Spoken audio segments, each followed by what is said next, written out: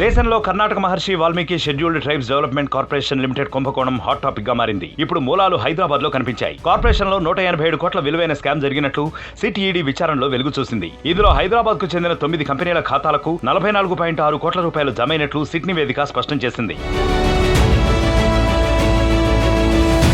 Karnataka Maharshi Valmiki scheduled tribes development corporation limited కు చెందిన పలు బ్యాంకు ఖాతాల్లో ఉండాల్సిన 187 కోట్ల రూపాయలు పక్కదారి పెట్టాయి. Valmiki corporation account superintendent P Chandrasekaran ఈ ఏడాది మే 26న ఆత్మహత్య చేసుకున్నాడు. అంతకుముందు ఆయన రాసిన 6 పేజీల సూసైడ్ నోట్లో స్కామ్ గురించి ప్రస్తావించారు. దీంతో ఆ కుంభకోణం వెలుగులోకి వచ్చింది. ఈ ఘటనపై తీవ్ర దుమారం రేగడంతో విచారణ కోసం సిట్ ను ఏర్పాటు చేసింది సిద్ధరామయ్య ప్రభుత్వం.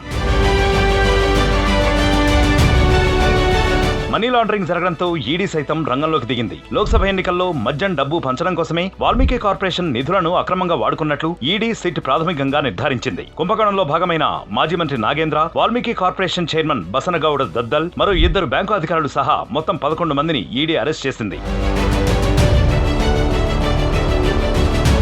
187 కోట్లలో తెలుగు రాష్ట్రాలకు 90 కోట్లు చేరినట్లు సిట్ అంతర్గత నివేదికలో వెల్లడించింది. వాల్మీకి కార్పొరేషన్ అప్పటి ఎండీ పద్మనాభ్, అకౌంట్స్ అధికారి పరశురాం బెంగళూరులోని UBI bank MG road branch లో 2024 మార్చి 30న 50 కోట్ల రూపాయలను ఫిక్స్డ్ డిపాజిట్ చేశారు. ఈ డిపాజిట్ పై అదే రోజు 45 కోట్ల రూపాయల రుణం తీసుకుని హైదరాబాద్ లోని ఆర్బీఎల్ బ్యాంకుకు చెందిన 9 ఖాతాలకు 44.6 కోట్ల రూపాయలను బదిలీ చేశారు.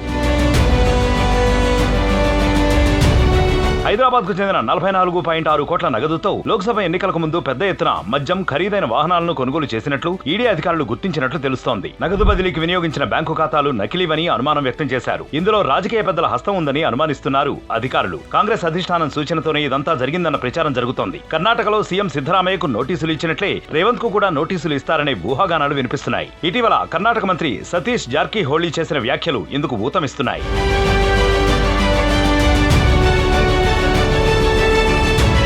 44.6 కోట్లలో సిస్టమ్ అండ్ సర్వీస్ కంపెనీకి 4.55 కోట్లు, రామ్ ఎంటర్ప్రైజెస్ కు 5.07 కోట్లు, స్కిల్ మ్యాప్ ట్రైనింగ్ కు 4.84 కోట్లు, స్వాప్ డిజైన్ కు 5.15 కోట్లు, జిఎన్ ఇండస్ట్రీస్ కు 4.42 కోట్ల రూపాయలు అందినట్లు సిట్ తేల్చింది. నోవెల్ సెక్యూరిటీస్ కు 4.56 కోట్లు, సుజల్ ఎంటర్ప్రైజెస్ కు 5.63 కోట్లు, గ్రాబే గ్రబ్ కు 5.88 కోట్లు, V6 బిజినెస్ కు 4.5 కోట్ల రూపాయలు అందించినట్లు గుర్తించారు.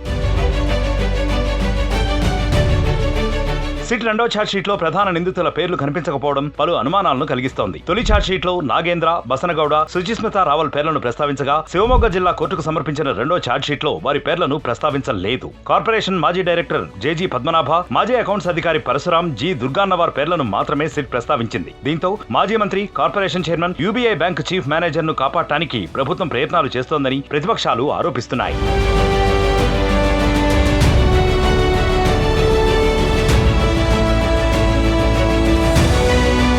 మరిన్ని వీడియోస్ కోసం ఛానల్ ని సబ్స్క్రైబ్ చేయండి. లేటెస్ట్ అప్డేట్స్ కోసం వాట్సాప్ ఛానల్ ని ఫాలో చేయండి. అండ్ లింక్ డిస్క్రిప్షన్ లో ఉంది.